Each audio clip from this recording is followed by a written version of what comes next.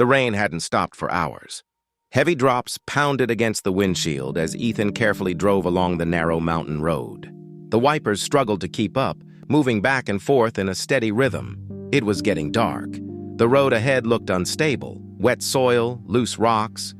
But Ethan had driven this route many times before. Just a little further, he whispered to himself. Thunder rumbled in the distance.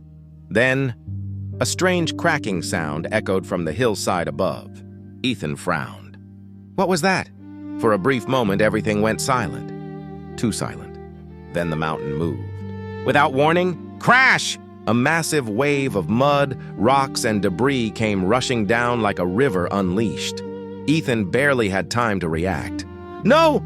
The landslide slammed into his car with unstoppable force. Darkness. Complete silence. The world disappeared.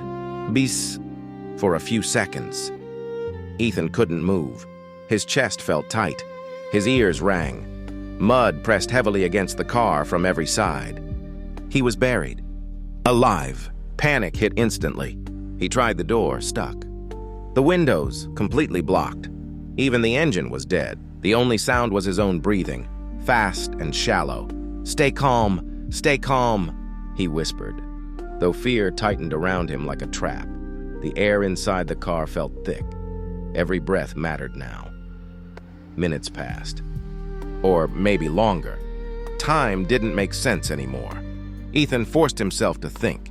If he panicked, he'd lose oxygen faster. He took slow, controlled breaths, in and out. Then he noticed something. A faint drip of water from above.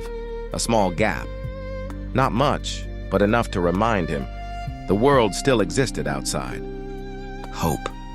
Summoning every bit of strength, Ethan reached for the emergency tool in his glove box. His hands shook. He began striking the window. Once. Twice. Again. Each hit felt weaker than the last. Mud pressed harder. The space felt smaller. Air thinner. Come on, he gasped. Then, crack! A small break in the glass. Cold air rushed in. It wasn't much, but it was everything. Ethan pushed harder, breaking enough space to breathe. But escaping was still impossible. The mud was too heavy. All he could do now was wait. Odd hours later, faint sounds reached him. Voices, distant at first, then closer. Anyone there? Ethan's heart jumped.